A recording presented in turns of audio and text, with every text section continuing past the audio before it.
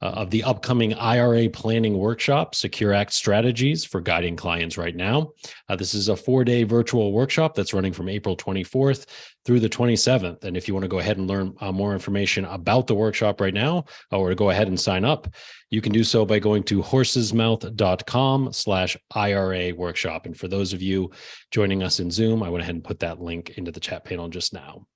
So in today's preview, Jeffrey Levine, the leader of the workshop, is joining Horse's Mouth editor-in-chief Sean Bailey once again to talk about what he'll be covering during day 3 of the workshop today. And that includes the session entitled Everything You Ever Wanted to Know About Lifetime RMDs and More, and the session entitled Estate Planning for Retirement Accounts. So Sean, I'll hand things over to you. Thanks, Doug. Hey, Jeff. Hey. I know I mentioned this last time, but for anybody who's new, I think I was telling you last time I was getting ready to interview a Horse's Mouth master member who had put on a webinar about the SECURE Act, and she'd had great success. She got $1 million account out of it. But I've since interviewed her, and she had a really very interesting business development game plan that was like, step 1, get up to date on the SECURE Act. Step 2, as she has been doing for a while as a marketing tactic, she's been dripping her 600 people list with specific articles about taxes in retirement, IRAs, and she was able to analyze out of the 600 or so people on her list who were the ones that were really clicking on this. And she drew a circle around, 10% of the list, around 60 people.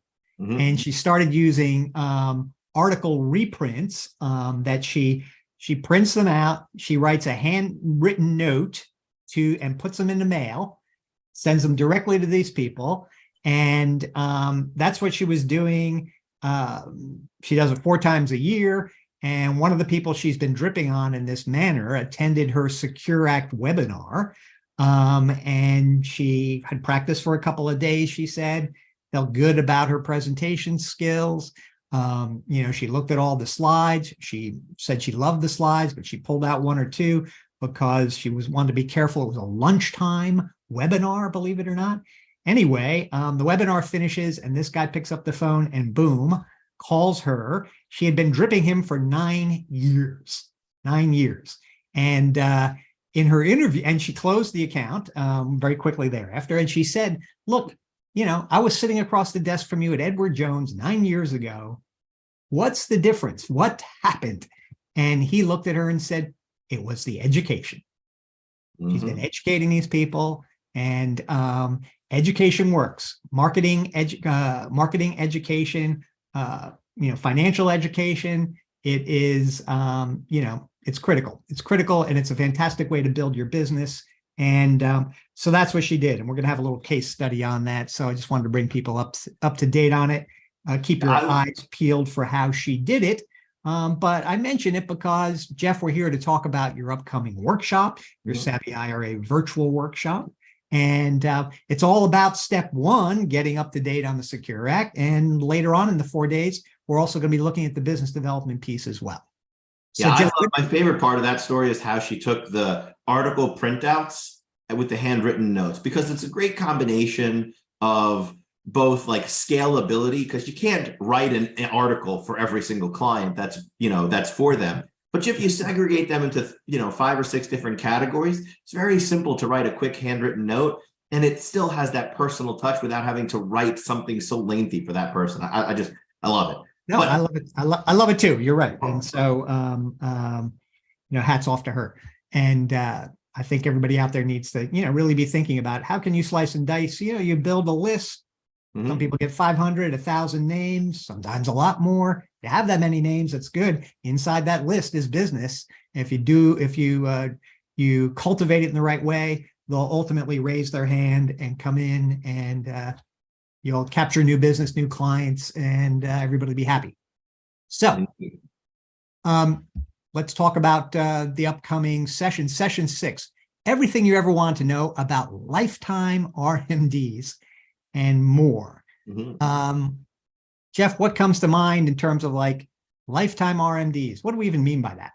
Well, I think the first thing that comes to mind is the reaction that we get from that session. I think it is, there's a common refrain to those who've come to the program, which is, I didn't realize how much there was that I actually didn't know, right? That has been a common refrain. It's one of the most common elements of feedback that we get on our, we're very, very adamant about looking at all the evaluations, always making sure that people are getting the value from the program that we want them to. And that is one of the most common, like write in what you thought, well, that's one of the most common things that we hear. And if we zero in on the different sections, right, this is one of them where people tend to feel that way the most. It's like RMDs, like how much is there really to know? Like you take it from, you just mathematical equation, right? Right. Yeah. Like, is there really that much? And yet we spend usually over an hour just talking about, well over an hour talking about this one area,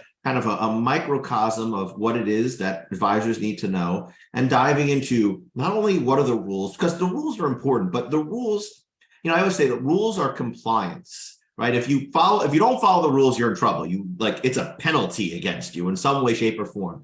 But that is not enough to accelerate your business. It's not enough to bring your business to the next level. The secondary effect is, what can you do with the rules to improve a client situation, right? What are the planning strategies that you can think about once you know the rules? Whether that's, finding a client who's still working and maximizing the value of the still working exception, potentially allowing them to defer income from all of their IRAs and 401ks by, doing appropriate rollovers or whatever have you, right? Like, how do we take the rules and then bring it to the next level, which is use the rules to our client's advantage? One is playing defense. The other is playing offense. And if we want to bring our business to the next level, we've got to be playing offense too. Right. Yeah. So, is there a certain aspect about this RMD discussion that you find people say, "Oh, I didn't realize there was so much"? What's an example of something that people, kind of certainly the still working exception is probably a great one, but I always go back to RMD aggregation. Like, that is the issue I always come back to. And Sean, as well as I do, when we were first sitting down and talking about this program, I don't know what it is, 7, 8, 9 years, who knows, like some many years ago at this point, one of the questions was, do advisors actually need this information, or is this something that the companies they work with, the institutions they work with, is this something that they're already getting from those places? And we had a sense of what the answer was, but we wanted to validate it. We wanted to be evidence driven. And we said, let's go out to advisors and see. And so we gave advisors a 7-question quiz. And, Sean, you remember just as well as I do, the results were not good, I think is a very polite way of saying it. They were pretty bad. And one of the worst examples of that, or the best examples, depending upon which you want to, look at, was a question about RMD aggregation, meaning like, what happens when you have a couple of IRAs, a couple of 401ks, a couple of 403bs, a couple of inherited IRAs? And I realize not everyone has all those, but a lot of people have a mix and match of some accounts. The question was, how many accounts do you have to take a distribution from? Like, if you have, let's say, a $3,000 RMD from this one account and a $4,000 from this one account and a $5,000, well, that's 3 plus 4 plus 5 is 12. That's $12,000. Can you just take it from any one account? And the answer is, it depends. Like, one golden rule of RMD aggregation planning is you can't take an RMD for one type of retirement account from another type of retirement account. In other words, you can't take an IRA RMD from a 401k or a 403b RMD from your your 401k, or any of those combinations, right? It's each for itself. And there's even some more nuanced rules on top of that. But Sean, when we asked advisors about this, not only did most advisors get this wrong, but the number one answer that was chosen by advisors by a very wide margin was 1, meaning just total all these things up and take it from one account, which is problematic, because if you're not taking the right amount from one account that you're supposed to, because you're taking it from another account, well, not only have you taken more than you need to from this one account, but you haven't taken what you need to from that account, which means you're subject to a penalty. And while it's true that this year that penalty is less than it used to be, thanks to SECURE Act 2.0, and that's another example of changes happening all the time, you still don't want a penalty, right? It's bad enough that you have, I shouldn't say bad enough, but it's our responsibility to pay taxes. It is your choice to pay penalties and more taxes because of your bad planning, and nobody wants that. Right. Jeff, I remember back 7, 8 years ago, like you were saying, we were just working on this program. And I remember meeting with you and saying, you were saying, some people have 7 or 8, IRAs. And I was like, what? How could someone have 7 or 8 IRAs? But they do. And I was presenting, I would test run our presentations at my local library. And I was doing a test run of the Social Security presentation. And I was having after the presentation conversation with people in the audience. And I'm saying, yeah, we're getting ready to do something similar on IRAs. And this person raises their hand in the back of the room and says, I'm really interested in that IRA presentation because I have 8 IRAs. I was like, Jeff must know what he's talking about. Yeah, I mean, at that time, I remember the Department of Labor statistic was the average boomer had 12.3 jobs where, they could have had different 401ks and 403bs. And, the old rule of thumb, I shouldn't say the old rule of thumb, but the old poor way of thinking was that if I have my money in all these different places, it protects me somehow, right? So like this year, I'll go put my $6,000 IRA contribution here. And today, that's just not needed to the same degree as it was in years past. You can have all different companies, mutual funds, for instance, at one custodian, right? A lot of times years ago, you went to mutual fund company A because you bought their mutual funds from them, and you went to mutual fund company B because you bought their mutual funds from them, and then you went to a stockbroker because you bought your stock from them, and then you had your bond guy or girl because you bought your bonds from them. Today, it's much more centralized. You don't need that. And even though with IRAs, you can kind of combine the RMDs, that's kind of the exception to the rule and not the rule.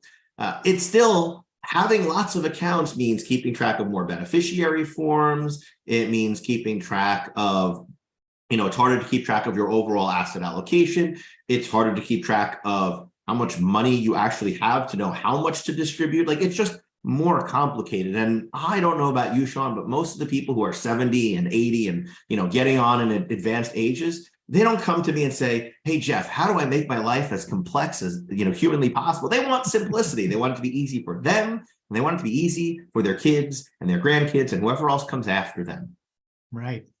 One of the things I remember about that conversation was the person telling me that, they'd inherited, they did have some jobs, like you said, but they also inherited some IRAs as well. Mm-hmm. And, that's another issue. And that brings us to session 7, which is estate planning for retirement accounts. What are some of the key things that people need to be keeping in mind with that topic?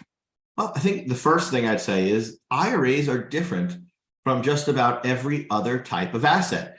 Think about everything you own that's not a retirement account, Sean, and now decide whether you want to give it to somebody even during your life. You don't want to die with it. You want to give it away to somebody before you get to that time. Well, the challenge there is that you can't do that with an IRA. The I in IRA stands for individual. And so an individual retirement account has to be yours until you die. And that's the same thing with a 401k and a 403b. Retirement accounts are unique like that. They're also not necessarily unique in that there are nothing else like this, but very few things you have to worry about the tax impact after death. If you own a house, when you die, there's a step up in basis. Your heirs can go and sell that house and not pay any taxes. If you bought a stock 20 years ago for $10,000 and it's grown over the years and it's worth $10 million now, you picked a great stock, right? We should all be so lucky. Your $10 million would be income tax free to your heirs if you die because of the step up in basis. Death washes away the tax liability. It's the great cleanser when it comes to taxes, with the exception of things that are considered to be IRD or income in respect of decedent. And the number one item of those things is retirement accounts, IRAs, 401ks, etc. There's a baked-in tax liability for your heirs. So when we're talking about estate planning from a financial point of view, right, there's really 2 goals.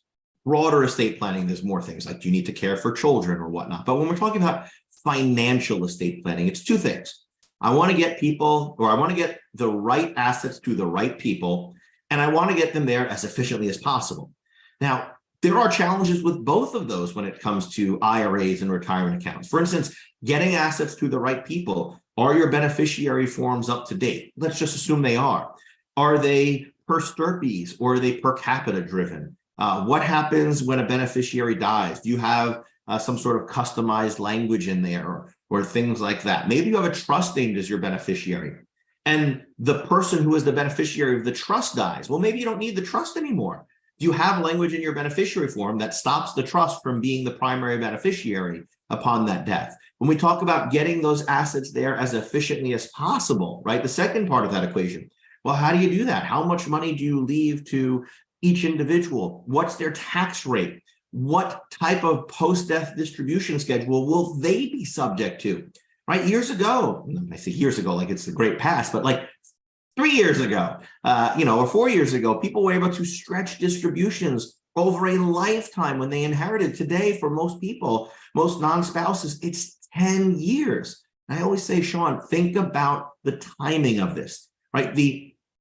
Obviously, people die at all different ages. But if we were to do the typical bell curve, right? People tend to die in their 70s, 80s, early 90s, right? If you're thinking about how old an adult child, let's say, would be if they inherit those assets from the parents, because typically it's mom and dad to each other. And then when mom and dad are gone, it goes down to the kids. If you're 85 years old, how old were you when you had kids? 30, 25. So the kids are 55, 60 years old. They're probably right at the peak of their earnings years. And now you're going to dump on a whole load of other income on top of them and tell them they got to take it out over just 10 years and add it to their highest income years during their lifetime. That can be an absolute disaster from a tax planning point of view. Again, I get it. You're inheriting assets. It's wonderful. You like, now when I say it's wonderful, like someone died, so it's not that, but you got to understand, like financially, like it's something that a lot of people aren't counting on. So it's nice in that respect. Like, hey, I've got money I wasn't planning on, and all of a sudden I have some flexibility.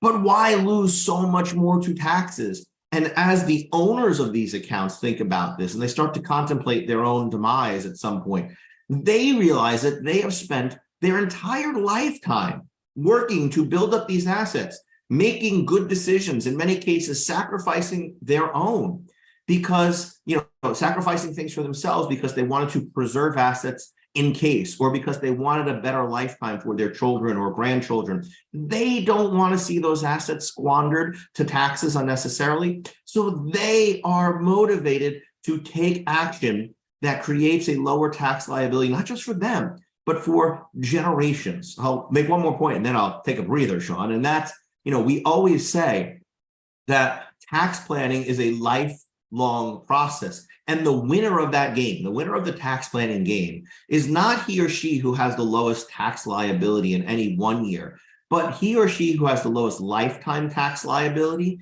And in the cases like we're talking about here with IRAs, where there can be a tax that is passed along with the asset to heirs, sometimes it's he or she who creates the lowest generational tax liability, not just even in your own life, but looking at what are the situations and circumstances surrounding your heirs, and how can we make this as tax efficient as possible?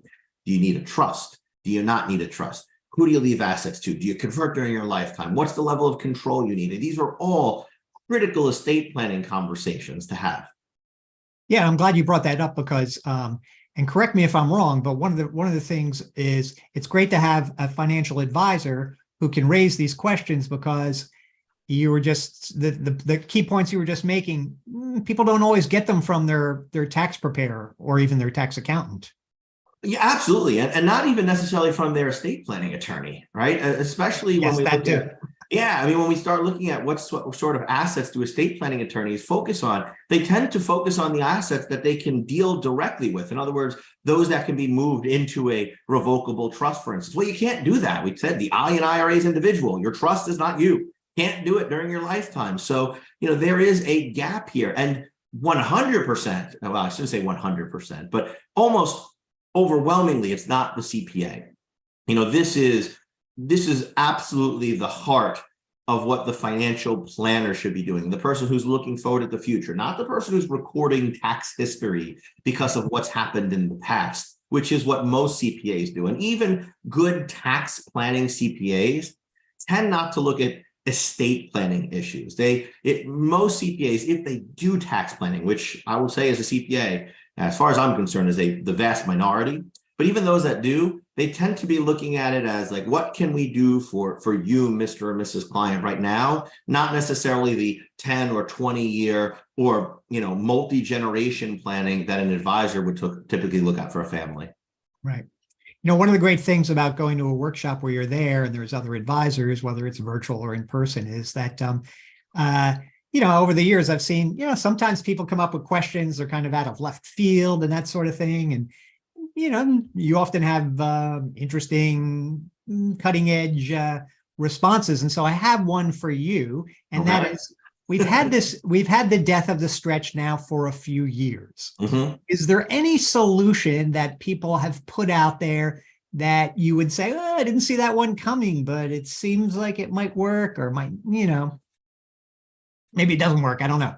Yeah, I mean, there's always things that people talk about doing, for a variety of reasons or ways to try to get around. Like that is effectively the cat and mouse game of tax planning, right? Like Congress writes the rule, planners figure out how to get around the rule, then Congress writes another rule to stop that. Like things even like the backdoor Roth, was brought up again in the budget request for President Biden just earlier this month or late last month. That was, I don't think it goes anywhere because of the current makeup of Congress. But you could see like, hey, Congress wrote a rule, financial planners and tax professionals and so forth figured out a way around that rule, the back door. And now there's a desire to close that door, at least on the part of some. Well, sure. Same thing here with the estate planning. Some people, one of the ways that some people have proposed potentially mitigating the impact of the death of the stretch is by recreating it in large part through a charitable remainder trust. And there's definitely a Goldilocks scenario where you can see this making sense for folks. However, if we're talking about people who are just trying to get money from one generation to the next in the greatest amounts possible, in other words, they're happy to give to charity as long as it means more for their heirs, right? Like it's a secondary thing. It's like, if I have to give charity $5 so I can get my heirs $10 instead of $9, great, I'm happy to give charity the money. But my primary goal is getting my heirs as much as possible. There's a push by some folks to look at charitable remainder trust as a solution for this, because in many ways, they do replicate a lot of elements of the stretch.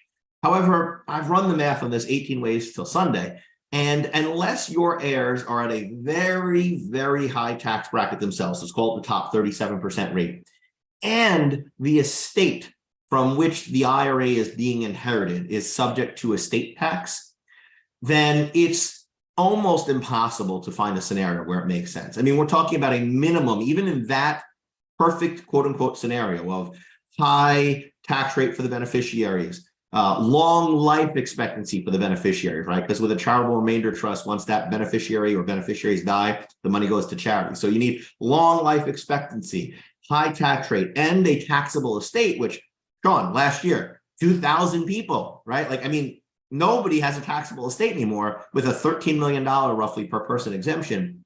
Even with all that, we're talking about 20 to 25 years minimum to see a kind of break even. That's a long time to wait to see a break even, especially if something happens and the beneficiary dies, all that money is gone, right? So if you're talking about wealth transfer, if we're not looking at the perfect Goldilocks scenario like that, we're looking at someone in a more modest tax bracket. We're looking at someone who inherited from an estate that wasn't subject to federal estate tax. Oftentimes, we're talking about 3 to 4 decades of time to break even. And if you're thinking about somebody inheriting at 50, 55, 60, do you really want to bank on them living 40 years just to break even? Not to mention that even in the best of cases, you lose optionality. We talk about the stretch because it's a great tax planning strategy, and it still exists for some, just a smaller group. But it's a great tax planning play. But just because you can do it doesn't mean you have to do it. Sometimes people want to take more out because they want to pay for their kids' education, or they want that vacation home that they always dreamed about, or whatever it may be. The stretch was a choice, not a requirement. If you go with a charitable remainder trust, you are saying to those beneficiaries of the trust, you will get the income from this, which, look, again, is nice as a beneficiary, But what if you have a need for more? You lose that optionality. So it is something that is, especially right after the law came out, saw a lot of places and practitioners saying this is kind of the solution to the problem. And it is something to consider, but it is far from the panacea that many people thought it might be. All right. Well, there you go, everybody. That's a good example of the kinds of things that you get from Jeff's mind during his virtual and in-person workshops. Ours is going to be April 24th to the 27th. It's a virtual IRA planning workshop. This has been a live stream. We usually go 20 to 30 minutes. I think, Jeff, we're coming up on the top of the hour. So thanks so much for being here. It's always a lot of fun to talk about this kind of stuff with you. And we'll see you again soon, everybody. Take care.